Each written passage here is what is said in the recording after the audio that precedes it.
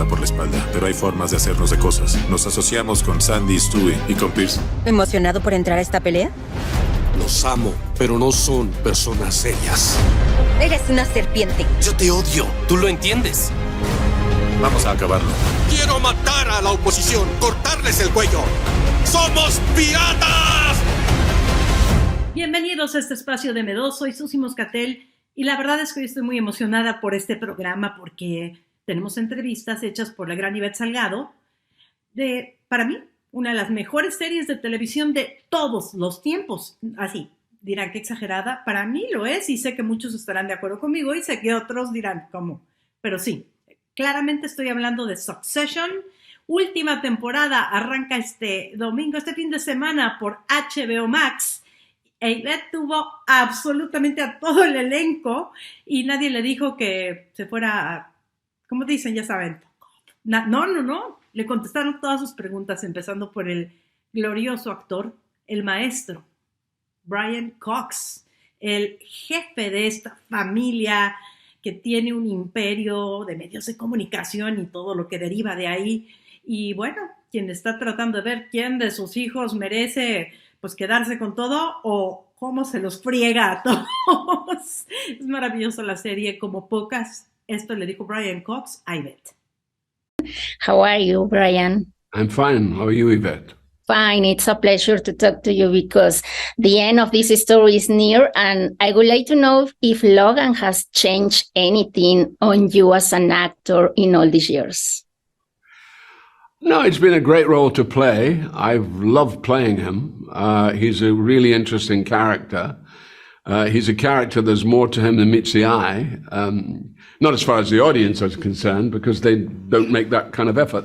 They just see him as brutal and bad and horrible. And I don't think he's any of those things, but that's not for me to decide. That's for you guys to decide. No, it's been a great experience. I've had the best time, you know. And I've worked with a great bunch of actors. It's been a great cast. So, yeah, I'm glad it's over. I'm very happy it's over, but I've had a good time. Jesse would probably hate me saying this, but it's very much in the line of these TV shows like Dynasty and Dallas and shows which have dealt with dynasties and that. And I think, you know, they're the most interesting, dramatically, they're incredibly interesting subjects, you know. And even it goes back to Shakespeare with King Lear and his daughters and giving away his kingdom. So all of that, the ramifications of that are pretty strong. And human beings love to hate things. They love to be able to think, oh, I really hate that character. And yet they watch him every week. And they're sort of addicted to that addiction. And they can't work it out. They never bother to think, well, if you really don't like him, why do you watch it all the time? It's compelling. And also quite a lot of the audience don't understand Logan. They really don't. They don't get it. All they see is they forget about what the children, you know, how the children are. And we tend to look at things and say, oh, the children, it's the parents' fault. I don't buy that. Absolutely. I really don't buy that. I think when you're very young, yes, the parents have a lot to answer for. But I was an orphan. You know, my father died when I was 8. My mother had a series of mental breakdowns. So there was nobody there. There was only my eldest sister. And so that was my life. You know, I didn't have any of that. So I didn't have any of those belief systems, which are kind of questionable. Y bien que esta serie, extraordinaria serie, pues es shakespeariana, como bien dice Brian Cox. Imagínese la relación entre padre e hijos. Y Jeremy Strong, gran actor también, además un actor de método. Luego sus compañeros, incluso su papá de la serie, Brian Cox, dice, a veces me asusta este güey porque no se sale el personaje. Pero también tiene comentarios interesantísimos respecto pues a la relación de amor-odio que tienen estos hijos con su padre, particularmente él, Kendall, quien cuando empezaba la temporada, recordarán, era quien pensaba que iba a heredar todo. Y luego, bueno, qué forma de meter la pata de Kendall, pero se pone interesante. Cuarta temporada. Is the story of an empire, of an ambitious man who uses the power and the money to his advantage. But it is also, as you said, a story of the family. Do you think that talking about family issues is what makes this story so universal and success? Yeah, completely. Yeah. I mean, I would say the show ultimately, on its deepest level, is about familial trauma and societal trauma. This happens to be a family that has its hands on the levers of power. And so whatever damage or toxicity is within this family gets pumped out into the well water of our world, of our wider world. We see that happening in the world.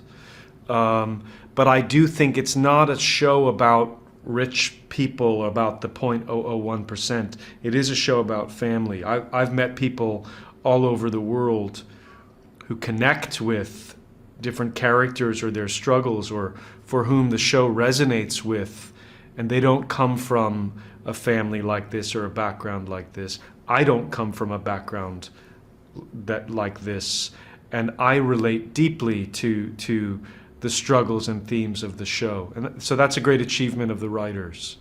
Absolutely. And the last one, if you could make an analogy between the series and the real life, what do you think now about the entertainment business and media, and especially money and power?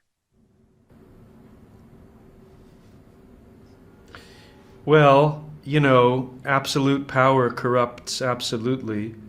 I think one of the things we explore in this season are the kind of tech giants at the door that are ready to gobble up legacy media, and you know, and there are seismic shifts happening in that landscape, and we don't really know what the outcome of those things will be.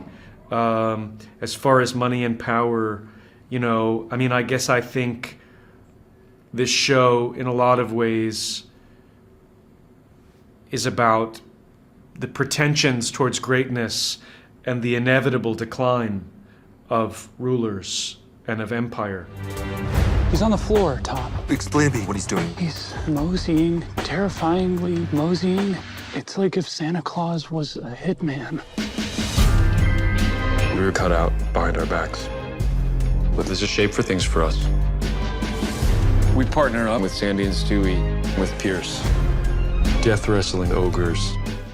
Yeah, and this story shows how women have to deal with these issues like harassment, despite having a position of power in the company. How do you feel about these power dynamics and sexual politics? Well, I think it's, you know, important that such a light is being shown on this right now in our culture, in our society, in the world today. And I feel that it's also a little tricky. It's a little hard to pin down, except in very overt circumstances. You know, there's a continuum of somebody smiling at you or complimenting you in an elevator to answering the door in a bathrobe, right? There's like everything in between. And I think it's genuinely tricky thing to justly deal with. But I think it's so important that it's finally getting a lot of attention and getting sorted out. I really am proud of that. And I think it's kind of cool that that was included in even Succession story to the degree that it was. Yeah, that it's important. So in your opinion, do you think that the Roy family is similar to any other rich and powerful family in real life? I think it's similar to several. I think it's almost got a universality about it. Like it's it's like the Murdochs, it's like the Trumps, it's like the Mercers, it's like the, you know, I could go on and on. I don't know why that's so. Like even the Trump family, there's, you know, 3 brothers and a sister, and then there's an extra sister. We don't have that in our show, but Connor's sort of like the Tiffany, like not taken quite as seriously. It's really interesting. I think that, and the Murdoch family obviously is very closely, aligned to this. But if it hurts him, it doesn't bother me. I mean, it's a tightrope walk on a straight razor. 500-foot reputational drop. Why is that making you smile? That shouldn't make you smile. Who likes tightrope walking a straight razor? And also, it's been a long journey for your character, for Connor, and he still dreams of becoming a president. How has been playing a character who has a huge need of power and recognition? Well, I mean, I think every person on some level hopes to be seen and recognized, if not by a large group of people, but at least by their family. And Connor has never sort of been recognized by his family. He's just been like, be quiet, you're a fool, step to the side. And so on that level, I mean, just the basic human need to be seen and recognized, I think we all have that. And so that's kind of what I latched onto with him. His need is just much greater than maybe you or me.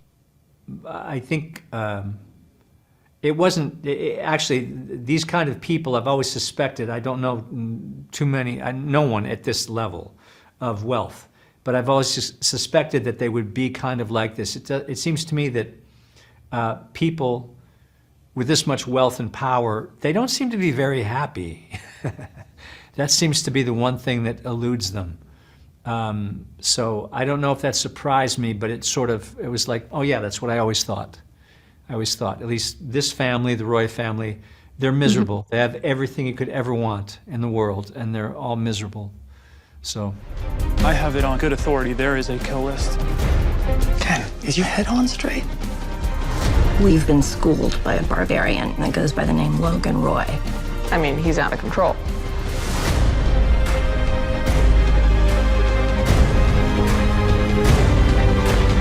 Que si son los Murdoch, que si no son los Murdoch, yo creo que son mucho más de eso. Succession ya es un clásico, termina, es su cuarta temporada, saben cuándo terminar. Y yo les diré algo, los capítulos que ya hemos podido ver están mejores, si eso es posible, que pues como nos quedamos en la tercera temporada, cuando creíamos que los hijos ya habían perdido todo. ¿Pero qué creen? Eso no es spoiler, porque nada se queda igual hasta que acabe esta cuarta temporada. Gracias, Ivett Salgado, felicidades, grandes entrevistas. Soy Susana Moscatel. Nos vemos muy pronto.